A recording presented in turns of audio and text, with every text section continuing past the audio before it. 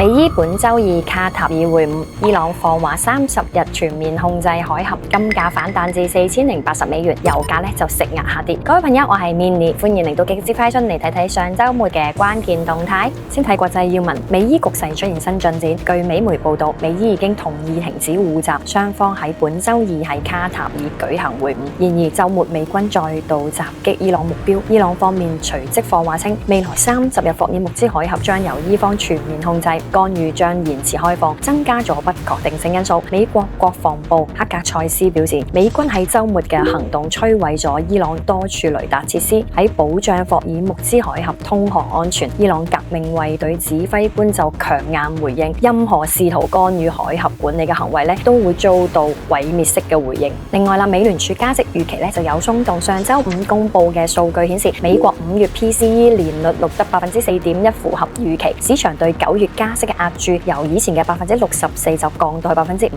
美聯儲主席沃什任命2位資深央行經濟學家擔任顧問，外界猜測呢個舉動係為後續政策框架調整做準備。納斯達克交易所宣布 SpaceX 將於7月7號加入納斯達克100指數。油價方面，上週五油價下跌 ，WTI 原油最終收跌1.76%，報70蚊8毫美元一桶；布倫特原油最終收跌2.8%，報72蚊5毫8美元一桶。更多油輪持續通過霍爾木茲海峽，顯著緩解咗此前貨船遇襲引發嘅供應擔憂。油價承壓下行。美國能源部賴特表示，過去1週海峽通航量持續增加，預計供應端壓力將進一步緩解。貴金屬方面，現貨黃金上漲，日內一度觸及4090美元，最終收漲1.36%，報4081蚊2毫6美元一盎司。現貨白銀收漲1.65%，報58蚊7毫9美元一盎司。美元由近期高位回落，疊加 PCE 數據符合預期後，加息預期略有緩解，金價獲得提振。總結一下，美伊同意停止互襲，周二喺卡塔爾會晤在即，伊朗放話30日全面控制海峽，